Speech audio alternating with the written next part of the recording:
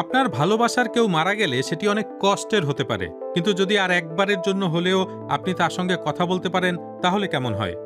কৃত্রিম বুদ্ধিমত্তা সেটি সম্ভব করছে। চ্যাটবট বা ডিজিটাল অবতার আমাদের ব্যক্তিত্ব অনুসরণ করার ক্ষমতা রাখে, অনেকটা যেন মৃত্যুর পরও বেঁচে থাকা। কিন্তু এমনটা কি আমরা আসলেই চাই? মৃত ব্যক্তির মতো কাউকে সৃষ্টি করার প্রতিযোগিতায় নেমেছে প্রযুক্তি কোম্পানিগুলো। চীন ও যুক্তরাষ্ট্রে শোক প্রযুক্তি ইতিমধ্যে জনপ্রিয় হয়ে উঠেছে। আপনার ভালোবাসার কেউ মারা যাওয়ার পর তার সঙ্গে কথা বলার সুযোগ পেলে আপনি সেটি গ্রহণ করবেন? এর ঝুঁকি সম্পর্কে না জেনেও, পরিণতি কি হতে পারে সেটা না জেনেও সেই সুযোগ নেবেন? আমি নিয়েছি। মার্কিন নাগরিক ক্রিস্টি অ্যাঞ্জেল এআই বটের সঙ্গে কথা বলেছেন। তার আগে তার মৃত প্রেমিকের কিছু ব্যক্তিগত তথ্য দিয়ে বটকে প্রশিক্ষণ দিতে হয়েছে। অভিজ্ঞতাটা ভয়ঙ্কর ছিল। কিছু জিনিস ছিল যা আমাকে ভয় পাইয়ে দিয়েছিল এবং এমন অনেক কিছু বলা হয়েছিল যা আমি শুনতে চাইনি।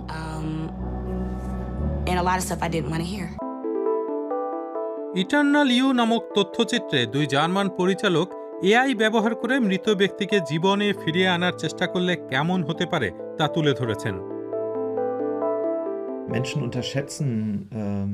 মানুষ সবসময় মানুষ হওয়ার ভান করে এমন যন্ত্রের সঙ্গে কথা বলার প্রভাবকে অবমূল্যায়ন করে। একজন মৃত ব্যক্তির ডেটাসেট থেকে কিছু অংশ বাছাই করে এআই তা মানুষের সামনে তুলে ধরে। যেমন আপনি একসঙ্গে শুনেছেন এমন গান, কিংবা একসাথে দেখেছেন এমন সিনেমার কথা বলে। এ ধরনের এআই এর মনস্তাত্ত্বিক পরিণতি নিয়ে এখনও গবেষণা হয়নি। সে কারণে সমাজবিজ্ঞানী মাটিয়াস মাইলসলার জানতে চান এটা কিভাবে শোককে প্রভাবিত করে। আপনি জানেন না অবতার পরবর্তীতে কি বলবে, কিংবা এটা কিভাবে অরিজিনাল ম্যাটেরিয়াল ব্যবহার করবে। এটা কি মৃত ব্যক্তি সম্পর্কে মিথ্যা বলবে? হয়তো তাদের নিয়ে আপনার স্মৃতিগুলো বিকৃত করবে। আর ম্যানিপুলেশন, কারণ একজনকে তো ওই অবতারকে কনফিগার করতে হবে। এখানে কি স্বার্থ জড়িয়ে আছে? আর এটা যদি হয় একটা কোম্পানি যার অর্থনৈতিক উদ্দেশ্য আছে, তাহলে শোকের ক্ষেত্রে এটা উপকারী নাও হতে পারে। এখানে একজন মা ভার্চুয়াল রিয়ালিটিতে তার ছোট্ট মেয়েকে বিদায় জানাচ্ছেন। 2020 সালে ধারণ করা ভিডিওটি বিতর্কের জন্ম দিয়েছিল।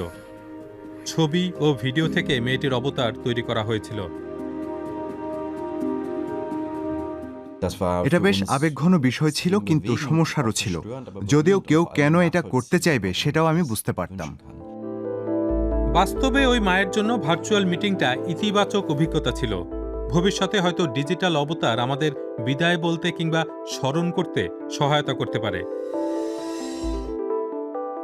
তবে নিশ্চিতভাবেই এটি এআই এর মান এবং আপনি কিভাবে কাজে লাগাচ্ছেন তার উপর নির্ভর করে।